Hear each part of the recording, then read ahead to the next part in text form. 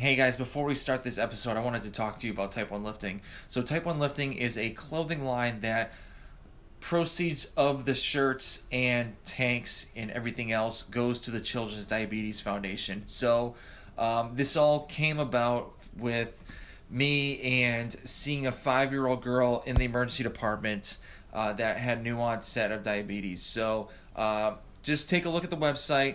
It's www.type1lifting.com. So just check it out. If you don't buy anything, that's perfectly fine.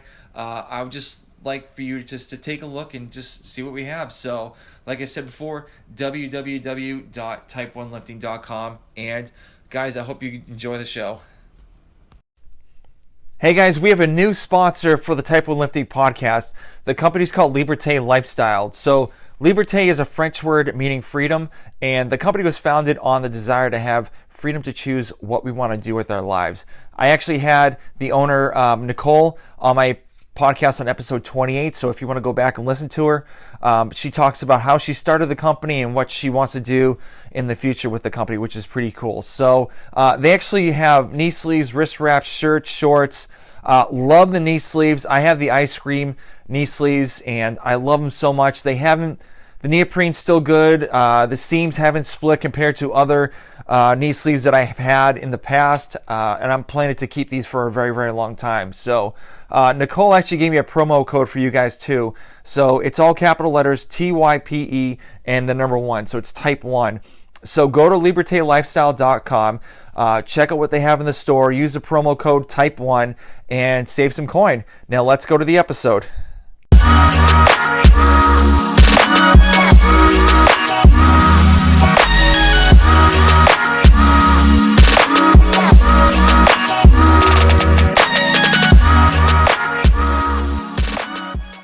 I hope it's The reason why is because I don't obviously so I interviewed Scott and Kat a while back.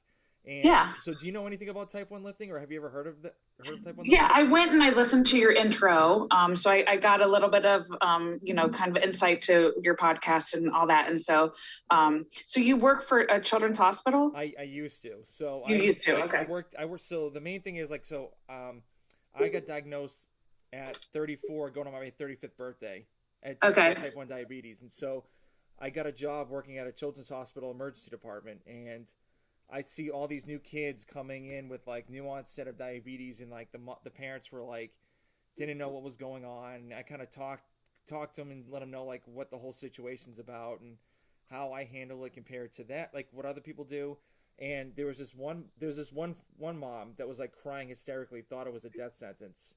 Yeah. And it was with her 5-year-old daughter. And so I walked in there, I said, "Hey, welcome to the diabetes club," because I always give kids a high five to kind of make it a little bit easier for them. Sure. And the mom looked at me pardon my French, she's like, "What the fuck? What are you thinking? What's the deal?" And so I told her my story and how she's in the best place to, learn about diabetes and kind of get the gist of, what happens throughout the whole process. And so I brought the daughter up to the ICU unit, because that's what we do with kids with new onset of diabetes. And so gave the mom a hug. I'm like, "Listen, you're in a good place." And I thought I needed to do a little bit better than just talking to the kids. And so I like working out. I like t-shirts, Yeah. So that's how Type 1 lifting started. So okay, yeah. Nice. And so I do all the graphic design work, because I graduated college with a graphic design degree. And okay. So, and now little quick. So that's the logo. Yeah. So Yeah. So the blue circles are the symbol for diabetes. Mm-hmm. And so I kind of use those as the weights, and that's me doing the split jerk. And so yeah. That's cool. Yeah. That's awesome. I'm almost at about, I think after another $100 of donations that I get from my shirts, I'll probably hit $1,000 for $1,000 for donations for the Children's Diabetes Foundation. That's great. Yeah. And then I started this podcast because I've been listening to podcasts forever, probably 7-8 years. Now I just wanted to do one, and me and my coworkers at the gym when I was a personal trainer, we were gonna do it, and then timing was off, and so I was like, screw it, I'll just do it myself. And then lo and behold, here you are. Yeah. That's great. I'm roughly a year in, I think. Okay. Actually, no. Yeah, I started the same time you guys did. Okay. So I'm not as big as you. I'm not as big as your podcast at all, but I'm trying to get there. Oh, that's awesome. That's Yeah, great. very cool. So I know I talked to Scott. So I know you guys connected with the morning chalk up and stuff like that. So what is your?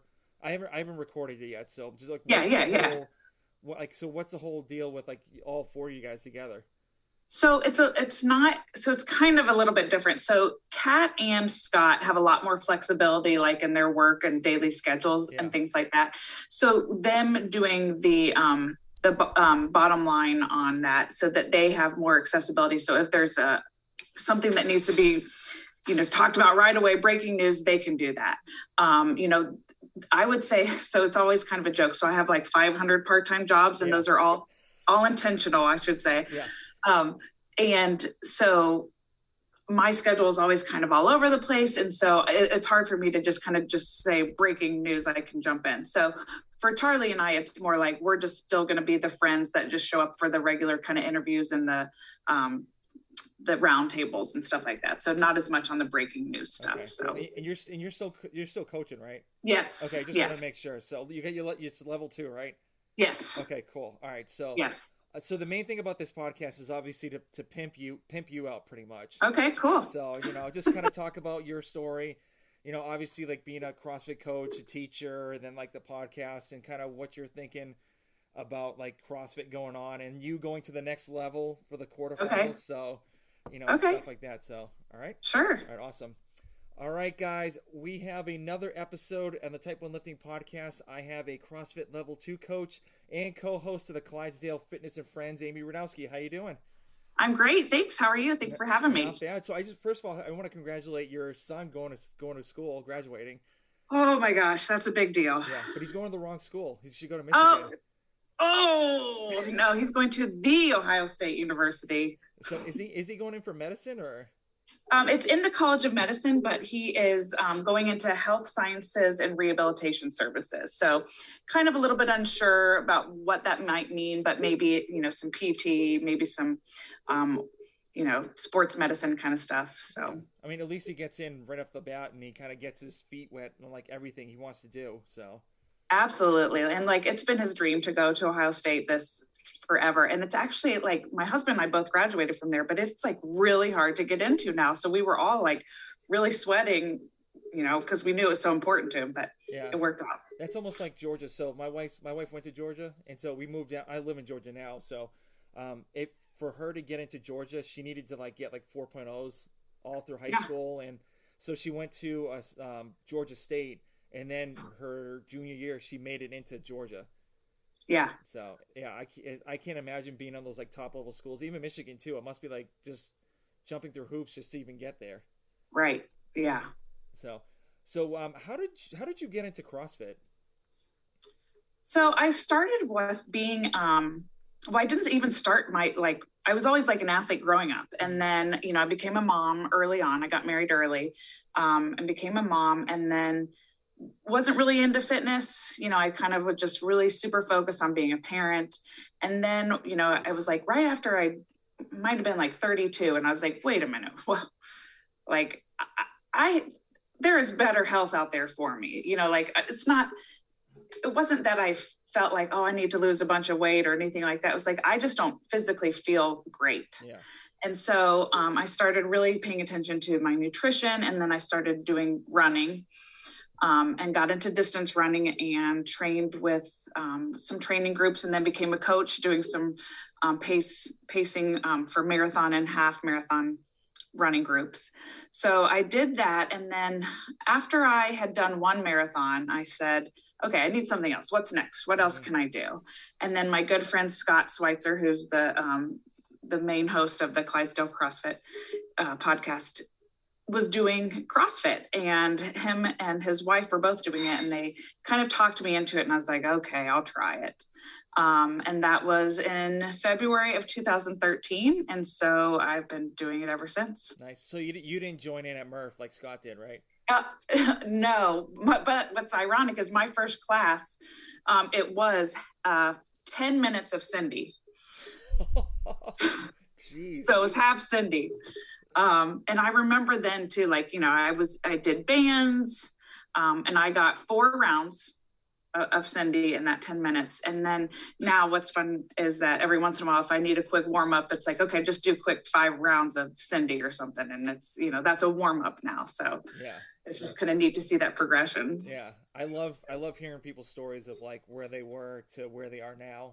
And so, yeah, and it's amazing how, I mean, I've been on the CrossFit bandwagon for forever. So yeah, I think I've like, this is my 10th open or something like that I've okay. done. So I've done it like a long time. So I just love to see like where I was to where I am now, and then like other people too. It's awesome, especially with Scott too. Like he's lost like 51 pounds. Good for him. Yeah. He's doing really good. So while you're doing CrossFit, what made you decide to like get your level 1, then your level 2?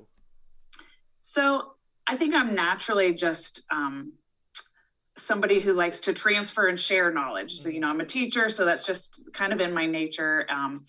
And although I would consider myself quite an introvert, I'm actually very comfortable speaking in front of people when it's a subject that I'm comfortable about. And so, I just really got into CrossFit and I was really enjoying it. And then the head coach there said, Amy, we would love to have a female coach here. You are a natural leader. Why don't you come and take the level 1 with me and Scott? And so I was like, okay, it'd be great to do it with other people. And so we did that, with the 3 of us took it together, and that was awesome to be able to take that and then do it at Rogue. I mean, it's amazing that Rogue is just right down the road, and that's where we can do that. And then about 4 years later, I wanted to challenge myself, and I knew I needed to have some more personal growth in the field for coaching. And so that's why I went for my level 2. I knew where I had some weaknesses, with finding the right cues or different cues for different types of athletes. And so that's why I wanted to just go and continue and grow and expand my toolkit with the level 2. Very cool. So I remember hearing your level 1, your favorite CrossFit athlete was the Julie Fouché. Yeah, part of the seminar staff. And I'm a big fan of her too. She's yes. awesome. So what was it like learning from her and like the cues that she would give you to get your level 1? Yes. Well, first of all, I was in shell shock when she first was there because she was also still in her boot from after her surgery with the Achilles. Yeah. But once I kind of got over, the shell shock and realized, okay, she's just a regular person and she's got a great amount of knowledge. And so I don't know, just listening to her passion really with nutrition is really kind of what drew me in, because I'm also somebody that I do believe in medicine and I believe in the importance of medicine, but I also believe in looking at the bottom of the pyramid and looking at nutrition and how we can work with people and help people feel better also with just eating the right types of food for their body, for performance and health. Yeah. And so I think those were the cues that I really was more stuck on with her. Okay, very cool. So what's the difference? Because I want to get my level 1. I haven't gotten it yet. So what's the difference between level 1 and level 2? So for me, a level 1 felt very much like a foundations course, like on steroids, where you're really going in depth on the movements and that sort of aspect of it. The level 2 was definitely more about how to plan a class, so your planning of the warm up to executing the workout, the coaching, and then you're coaching other people. So you're actually getting practical advice on your coaching. So I would be coaching a small group, and then I would get, the instructor would come over and give me some cues on how to give other people cues. And so that was more, it was more like a practicum for real, for what it felt like with that. Very cool. Yeah, I always like learning because I was a personal trainer for 4 years. Well, actually longer than that. But I was at a global gym. I never did a CrossFit gym or anything like that. Yeah. And so like just learning cues from other people. Like I've learned from, doing a deadlift, like, your back, call it a tabletop. And then like King Kong is getting your chest up. And then the one that I have everyone that remembers is Miley Cyrus, is when they twerking. So you stick your butt out while you're doing it. And so people like those kind of cues. I love just like teaching people and like telling them, so they'll just stick it in their head forever. Yeah. And it's true that there's some athletes that you can tell them a cue and it won't connect, but then you'll tell that same cue to somebody else and it totally connects. So I like the challenge of figuring out what connects for somebody. Yeah. And so how long does it take you to like know, this cue might work for somebody else compared to another person? Just trial and error. Yeah. I'll throw out a cue and then that didn't work. And so I'll think about it and then maybe offer another one. And I would also say that an area where I'm growing is I may not always know the right cue right then, but I will be reflecting on it later and I might come back and be able to give it to them another time. Okay. Or to say, you know what, I couldn't give it to you in this moment, but here's what I've been thinking about your movement patterns and let's try this the next time you do that movement. Okay, very cool. Yeah. So what was it like doing your first class at your box? I think I was definitely pretty nervous about it, even because I also had been working out with these people. So I had been an athlete with them. And then here I am kind of conducting the class. And I think I was much more nervous and, needed to have everything kind of planned out, every single thing for the warm up written down on exactly what I was going to do. And now I can definitely, I do make a plan, but I can definitely just kind of fly off the seat of my pants too and be like, oh, I know that if we're warming up for squats, we need to be doing X, Y, and Z, those kinds of things. So I think it's just more, I was more nervous and making sure I'm doing everything right to being more relaxed and confident with coaching. Very cool. So when you started coaching, did you kind of like persuade your family to come train with you at all? Or what was that like? No, it took me actually 2 years to get my husband to try CrossFit. So 2 years of me coming home every day to be like, let me tell you about this terrible, awesome workout. I can't wait to go back. So he did start after 2 years. And then my dad noticed how much passion I had for it and, how much just my overall body composition and just my mental health had changed. And so he started to join.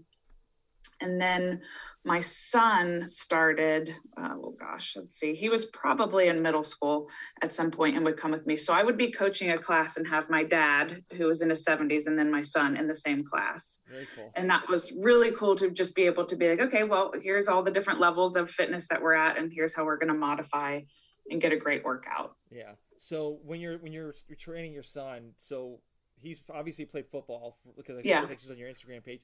So did that help him out, or like did they? Big time. Okay. Big time. So we worked.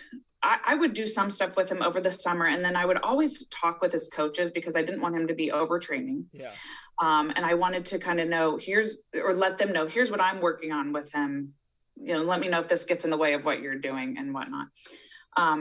So during the summers I could work with him. Once he started to go and do lifting with the team, I didn't want to, overtrain him there and give him the bonding he needs to have and doing it with his team. But anytime there's an off season, he's coming in there and to stay conditioned, which is good because, as a football player or just as a 18-year-old kid, he likes to eat.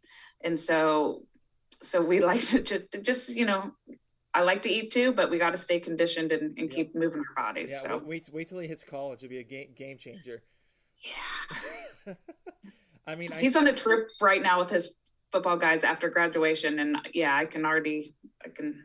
Yeah, I mean, I still eat like I'm a college student.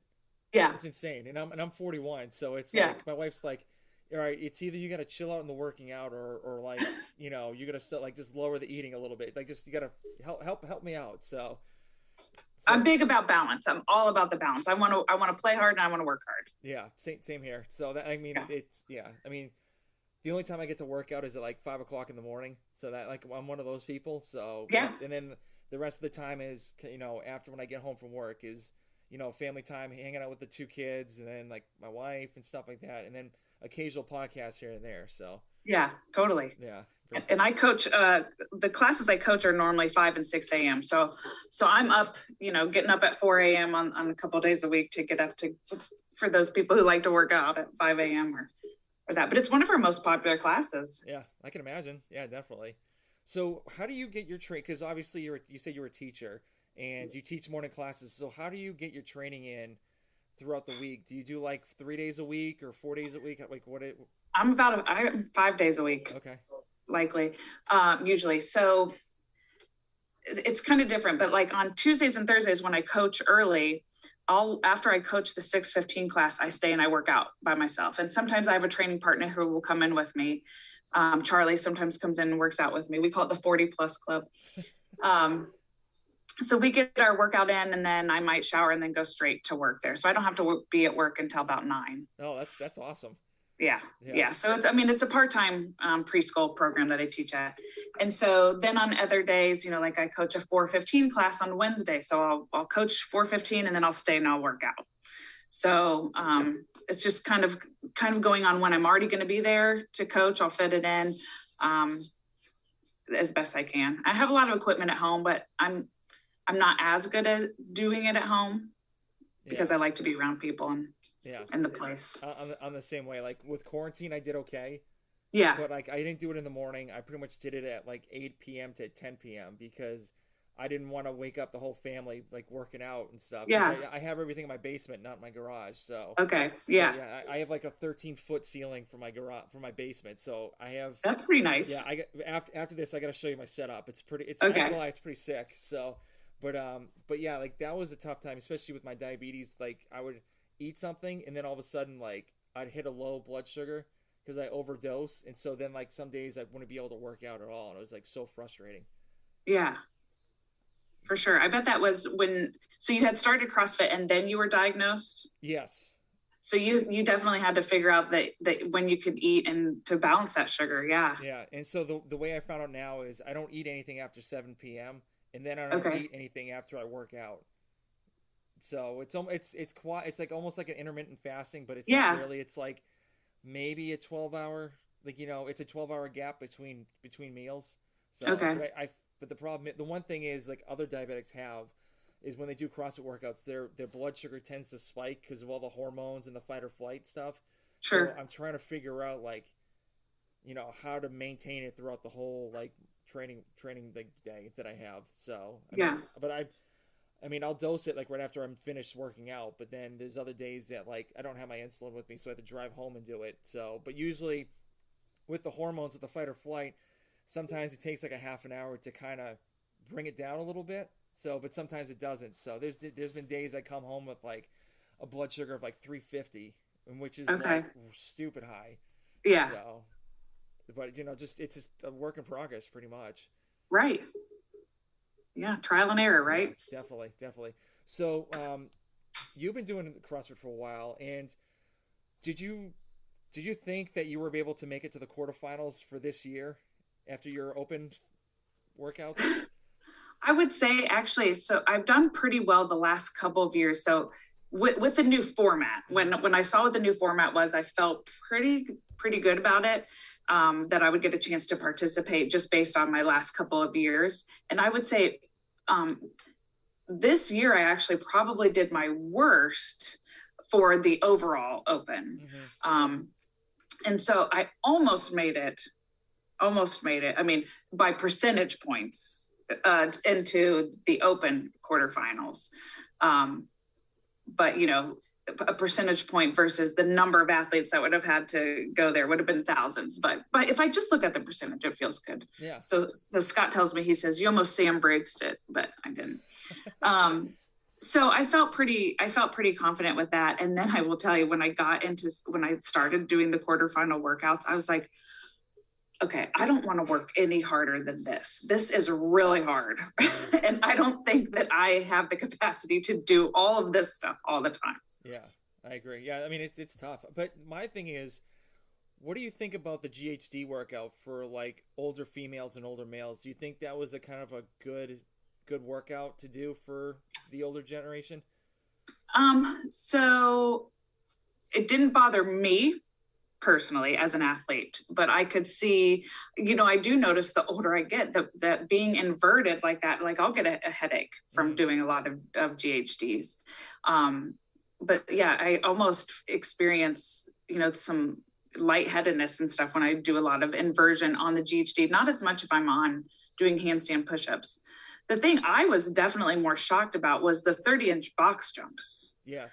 For females. And I thought, what 50 plus woman needs to be jumping on a 30-inch box? Not that they can't, I'm not saying that because I know there are people that are certainly capable of, but I just felt like I was scared as heck to do it. I just was surprised by that one. Yeah. Did you use wooden boxes or did you guys have padded boxes? We did not have padded boxes, Ooh. but see, here's what I did, because it was more of a mental game for me, is I left it at 24 inches and then I just kept adding plates on top of it. So, I had it at 24 and then I put maybe 10-pound plates and I would jump on that, be like, okay, all right, now I can add some more. And I had a couple of athletes come over because I kept measuring it, and they were like, what height are you trying to get to? And I was like, don't worry about it. It's 30. And they were like, to do it this way. Yeah. I'd probably, I'm a taller individual. So like if it gets even higher than 30, I'd probably have to like test it out first before anything. So, like I said, like you said, I couldn't imagine like having a female doing a 30-inch box jump. Yeah. So, maybe climbing over and doing it. Yeah. But like jumping, no. And like, I don't know. So do you think that they're like, what do you think could have changed a little bit for the older athletes for the quarterfinals? Well, I think going back to thinking about the GHD, I feel like the volume was really high. So if maybe they could have shaved some volume off of that, I think that would have felt a little bit less concerning for that piece. I liked that it was overhead squats for the fifth workout versus the snatches. Mm-hmm. I think that more people were able to participate and do that. That was a pretty heavy snatch that the individuals had to do. I'm going to tell you, the workout that I pretty much died on was the first one, which was, the handstand push-ups and then straight into the shoulder to overhead with I had such a upper body pump from that. It was just muscle fatigue and endurance. I found that one to be the most difficult. Yeah. So are you trying to, like, for next year when you do the Open, you're trying to move up to be even better, or what are your kind of thoughts for? So I am a athlete who works out maybe 1 hour a day, maybe an hour and a half on a couple of days a week. I don't have goals of going to the games. Mm-hmm. I like to do competitions. I like to do, partner competitions, mostly team competitions, local ones. As a way to test my fitness, but also just use my fitness. Like, I'm training for life, yeah. Is what I always tell people, is I'm training because I enjoy this. And the competition is also just kind of a side effect. It's something I like to do with it. So I wouldn't say that I'm training to necessarily go any further. I would like to continue to participate in the quarterfinals. Like, to me, it was like, I just want to get there and then see what I can do, but not with the thinking, I got to move up that spot. That's not as important to me. Yeah. My thing is I want to be able to squat down on the toilet when I'm 70. Oh, absolutely. So. Yeah. Yeah. And I love being outside and using my fitness outside. So like my favorite activity of like ever is to go hiking. And so I want to be able to stay fit. And so I'm able to go and do those things for longevity. Yeah. Yeah. And a lot of people that I've trained before, they've said that, and I completely agree with them. And I kind of feel the same way too, is like, I want to be able to run with my grandkids. Yeah. Just the way I did with my kids when they were younger. Yeah, absolutely. Yeah. So obviously, like when you started the podcast, with the Clydesdale Fitness and Friends, you guys had all four of you guys teamed up to make this like awesome podcast. Like I'm a big fan. So, that's great. I'm so glad. I listen to it all the time. And I love hearing you guys just like, a little banter going on and like learn about the news and interviewing other people. And so you guys started when Greg Glassman was the CEO. And then obviously, he had that little saying that wasn't really the best thing for CrossFit. And then Eric Rosa stepped in. But before that, you guys had a different name for your podcast. So what was the whole, process of like, right, you have this podcast, you have the title, then all of a sudden this happened, then it changed. Mm-hmm. Yeah, so that's definitely all Scott, because it's this podcast is his baby. Yeah. And I will just say, I'm speaking for him a little bit, but I think his feeling was that when that happened with Glassman that he felt like he needed to make a statement. And so he wanted to remove CrossFit from the name and be fitness. I totally agree. I think what Glassman did was wrong, and I'm glad that he's gone. I think besides this, there was a lot of things that I think that were kind of toxic for CrossFit. Mm-hmm. And so I'm super happy with where the direction of things are going. But I'm not anti-CrossFit. I'm not anti the CrossFit name. I understand where Scott felt that the need to make a statement at that time. But I still stand behind the name CrossFit. Mm-hmm. Very cool. And now, obviously, Eric Roza stepping into the CEO. What are your thoughts on Eric Roza and the way he's, moving CrossFit? Yeah, I think it's great. I feel like he's doing a really good job of listening, not just barking. Yeah. I think he's talking. He's passionate about it. I love that he participates in it and he's active in CrossFit. I think as far as, I am not an affiliate owner, but I think for affiliate owners, I think it's fantastic because he has experience with that. Mm-hmm. For me and my profession, I'm a director of a preschool, but I'm also a teacher. To me, it's important to have your feet still in there so that you know what's going on. And so I think that helps to have somebody lead by example. And so that's what I'm looking forward to with him, is to watching him continue to listen and to lead in keeping the best interest of the affiliates, the games, and the athletes. Mm-hmm. And I use the athletes as anybody participating in CrossFit. I'm not just meaning the elite games athletes, but I feel like he's doing a good job of balancing all those, and I hope to continue to see that. Yeah, and do you think the sanctionals are a good way of how CrossFit is going, or? Yeah, I mean, I like it. What I loved about the quarterfinals was it allowed a lot more people to participate. Mm-hmm. And honestly, it was a great marketing strategy. It's a great way for them to make some more money. Yeah, I was just going to say there. I mean, honestly, so I think that allowed, a bigger pool of athletes to participate and to feel their season go on a little bit longer. I do like the sanctionals or the semifinals, it feels a little bit like regionals, which, so I feel like we're kind of getting the best of both worlds here. So I'm excited about that. I wish there was a little bit more smooth. I understand the transition this year, but how some are online formats and some are in-person formats. I think there's differences, pros and cons on both. Yeah. But I think that's just where we need to be right now because of where we are in the world. So I'm curious to see then, the remaining years, or the following years, what happens with those semifinals. Yeah, I think this year is a good year for prepping for the years to come in CrossFit, especially with sanctionals. There might be more because there's more people starting doing it, especially with the older athletes. So there may be more, the Masters Fitness Collective, yes, workout. So they might be in different regions, which would be pretty cool. Yeah.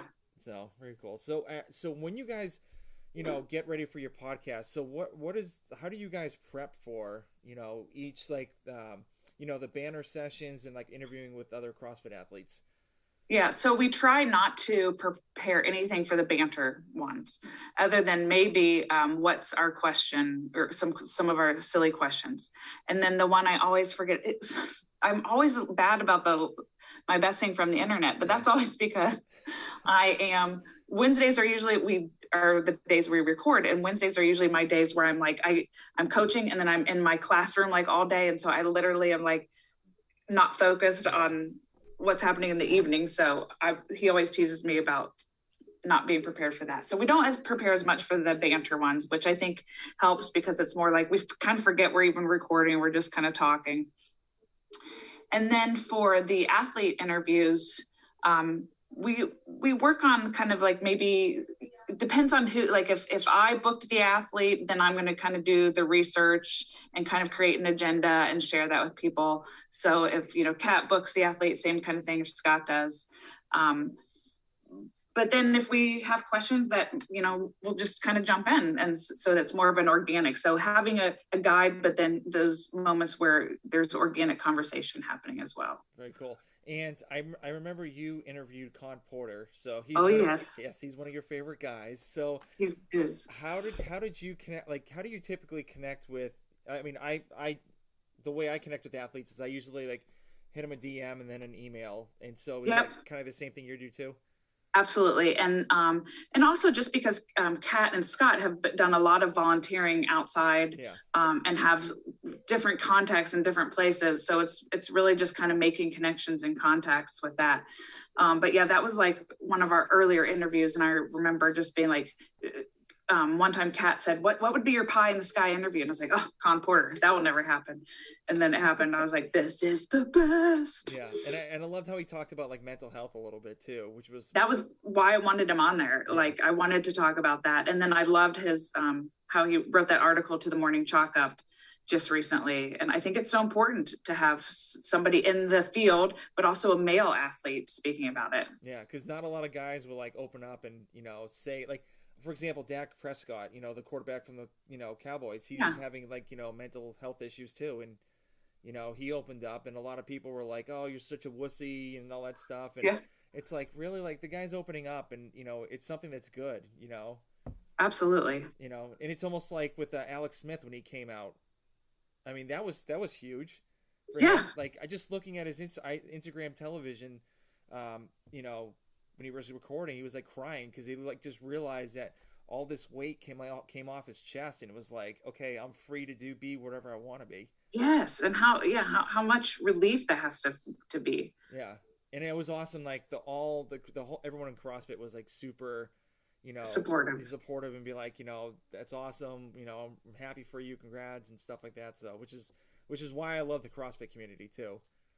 Absolutely. And that's what I get a lot of flack from people who don't do CrossFit. They're like, oh, you're cult. We always hear those comments. And I'm always like, let's reframe that. It's a community. This is where I go to be around people who like to do similar things. But it's also groups of people that you wouldn't normally necessarily spend time with. Yeah, exactly. Like I have police officers, fire officer, or, fire, people. I have ER doctors, I have lawyers, like people that I may not run into in normal everyday life that I actually spend a lot of time with, and we are learning and growing from each other, which I think is just an added benefit of the CrossFit community. Yeah, and they always lend a hand too. They're like, if you need help, of course, they'll like anyone in that community be like, okay, I'm down. All right, what do you want me to do? So yeah. And I mean, I just had this graduation party, and I invited so many of my friends from the gym, and the generosity of these people from the gym was amazing, just because they've, known my kid, seen him grow up, and because I talk about him all the time. And it was just amazing. Yeah. So what are you like when you're coaching? What are the people like at the box say about you being a podcast host? Oh, I always just joke with them. I was like, I've been trying to tell you for years I'm a big deal. Like, I don't know. I'm kind of a big deal. Yeah. No, so they just laugh at me when I say that. But they always like to tease me because I'm a coach that likes to kind of dance when I'm talking and coaching. So if there's like an EMOM going on and there's a good song, I'm like, come on, guys, let's go. Let's get a freestyle dance going on here. So they call me the dancing coach. Nice. So, obviously, you had Con Porter, Julie Fouché on, and a couple other like big name CrossFit athletes. So, what other CrossFit athletes are like top priority on your list that you'd love to interview? I really want to talk to Chandler Smith.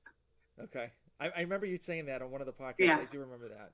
I just think he would be a fun time to have on here. Like, even if we didn't talk about CrossFit, I just want to just hear about his life experiences and that kind of stuff. Yeah, so just change a hair color too. Yeah, he's been changing his hair color pretty frequently, I feel like. Yeah. And what do you think about him going to Comp Train? I don't know. I guess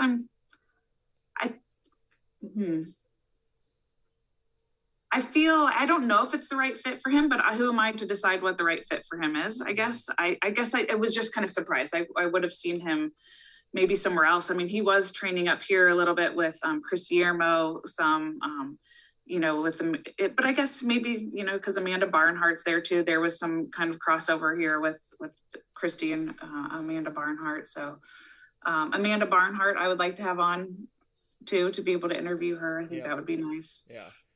I think the reason why Chandler Smith, this is my theory, is Yeah. Obviously like Ben Bergeron's all about like the mental game and stuff like that. And I think that maybe Chandler Smith thought Ben Bergeron would be helping him out, like get to the next level of his mental game. Because, you know, back in the day, like he'd always like make fun of himself and, you know, kind of like, you know, almost like belittle himself a little bit. And I think he just needed that little help from Bergeron to get to like, I mean, I think I have really high hopes for him this year. I really think he's going to do very, very good this year. Yeah. So I do too. I love though, Justin Kotler, Carrie's coach and Bethany's coach. And, I could definitely see him also being a good mindset coach for Chandler. Yeah. With cool. his, So I don't know. Yeah. So you've interviewed Justin before. So yes. What was it like talking to him during your podcast, and like what kind of, you know, cues or anything did you get out of that podcast? What I loved was just hearing his passion for his athletes, like just the true care for them as individuals and not just as a product. And so to me, that's, you know, working with young kids, like my goal is to work on social emotional learning. And so when I hear the way he was speaking, that's kind of what was touching to my heart and made me feel like this is a way to help build up some of these athletes. Yeah, very cool. I would love to have him on the show. I had Carrie Pierce on. The recording came out last week, and it was awesome. So just talking to her and how like Justin was like helping her train and stuff like that, and then having the, you know, the Las Vegas gang together. Yes, which is pretty cool. Yeah. So, so we're getting close to the end. So I just wanted to kind of see, you know, with you guys are podcasting, you know, how do you guys get that great connection while doing the podcast recording?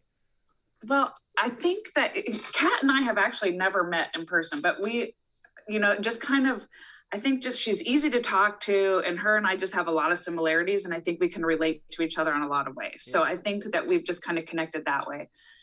With Scott, I've been friends with him for a long time. You know, he's what got me into doing CrossFit. And so, you know, outside of CrossFit, we're also just kind of close friends. And then same thing with Charlie. So Charlie and I banter a lot. You know, we have kids. We're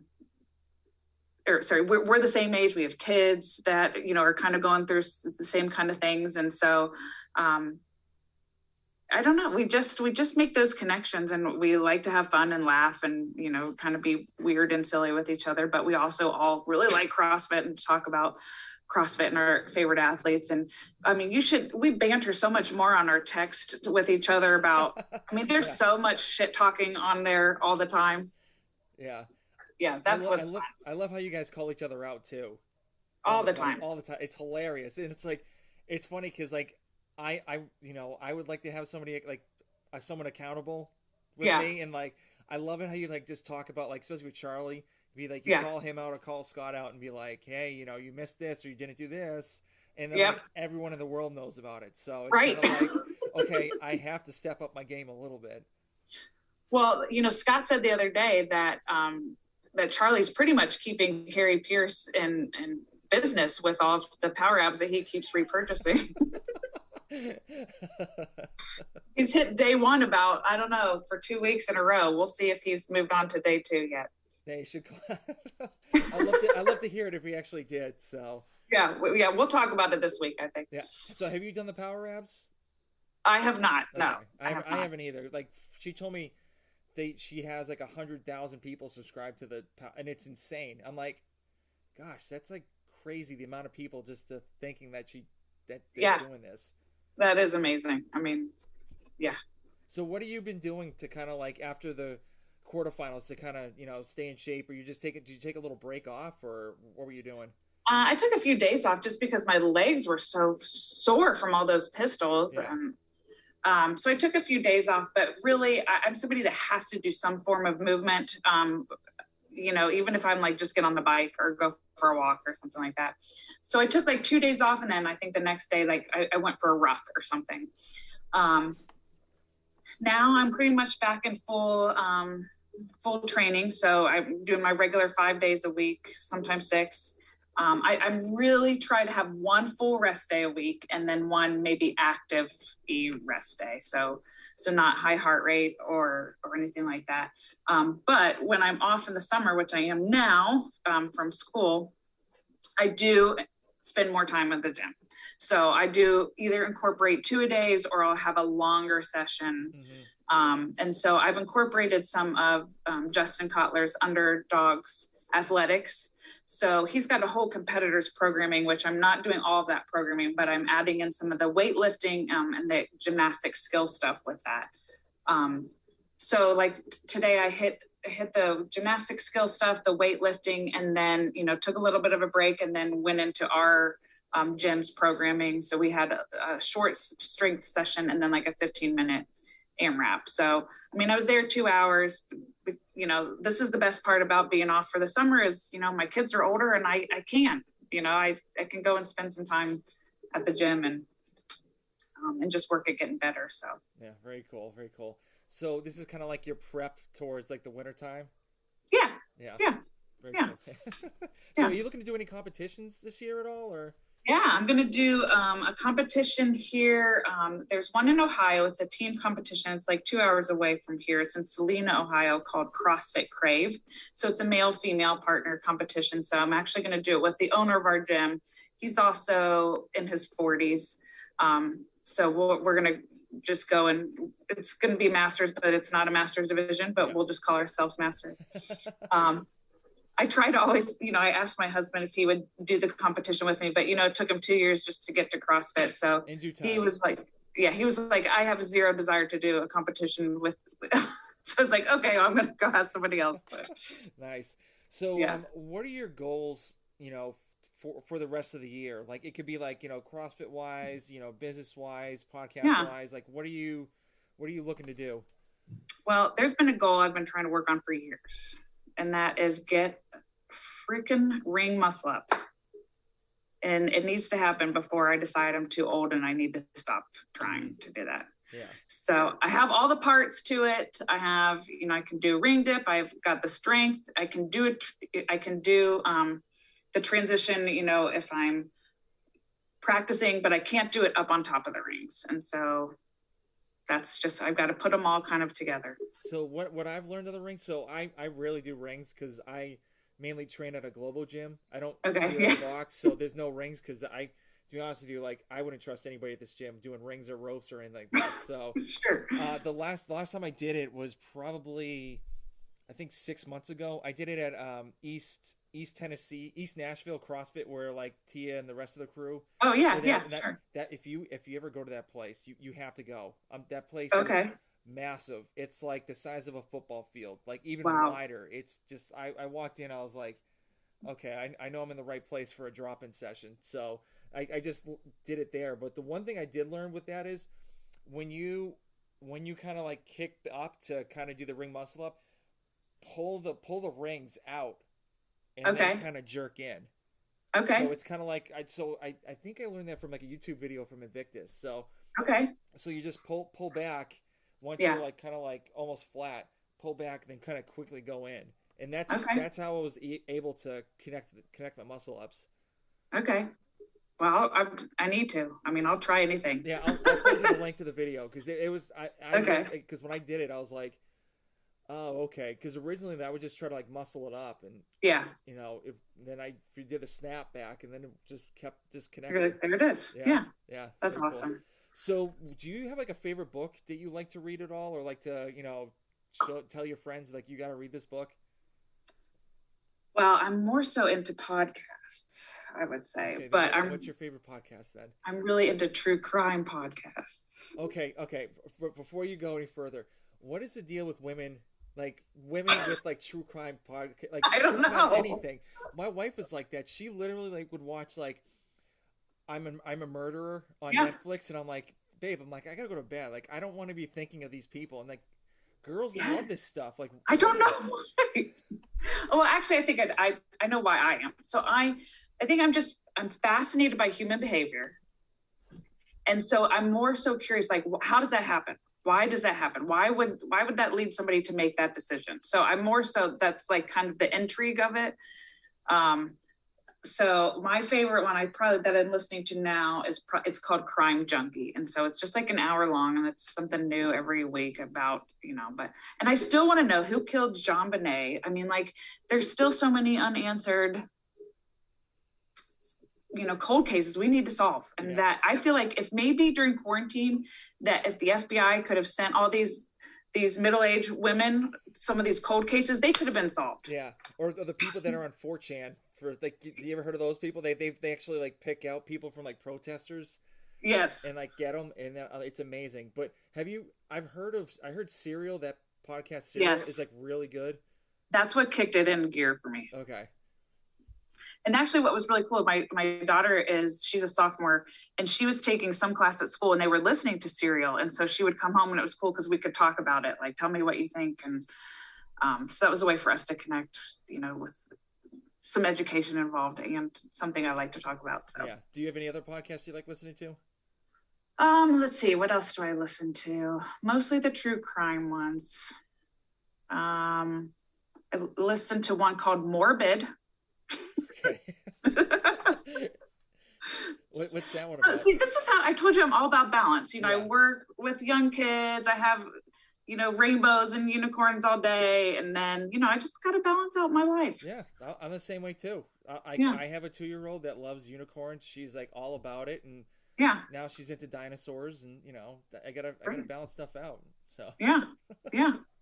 Very cool. So obviously, with the podcast, it's grown tremendously and you guys are connecting with the Morning Chalk Up. So what would you tell somebody that wants to get into the podcast space, like, what to expect throughout their whole time doing it? Well, I think you have to not be afraid of rejection. So you can't be afraid to take risks. If you don't ask, you don't get, if you don't ask somebody, you won't get the interview. So the worst they can say is no. And so I think just being able to take the risks and take the chances and to be persistent, I think is really where it's at. Very cool. And I think also just being authentic, just having a conversation. That's really what it's about, is just having a conversation with somebody to, get to know more about their story and to give them a platform to tell their story. Mm-hmm. Yeah. And I totally agree. I mean, everyone, like if Carrie Pierce interview with you, which she has, and then she interviews with me, there'll be another story that comes out compared to yours. So I mean, everyone has a different way of interviewing people, which is awesome. And I love the way you guys do it, like all 4 of you guys together, at least just like shooting the breeze with them and stuff like that, and kind of making it like almost like being at a bar and hanging out. Yeah, absolutely. Yeah, very cool. So where can people reach out to you if they have any questions about teaching, CrossFit, podcasting or whatnot? So my Instagram is at Team Rudy. So TEAMRUDY. Very cool. Team Rudy. And that's the main place to reach out to you? Yes, that's the main place to get me. And then at the Clydesdale Fitness and Friends podcast is another way to get in touch, to hear the podcast, or to, you can also get in touch with me that way, but at Team Rudy is the more direct way to get me. All right, very cool. Well, I just want to thank you very much for doing this. I really do appreciate, you taking the time out to, shoot the shit with me and just kind of, talk about you and pretty much how's everything going. Absolutely. Thanks so much for having me. It was fun. All right. Have a good one. You too.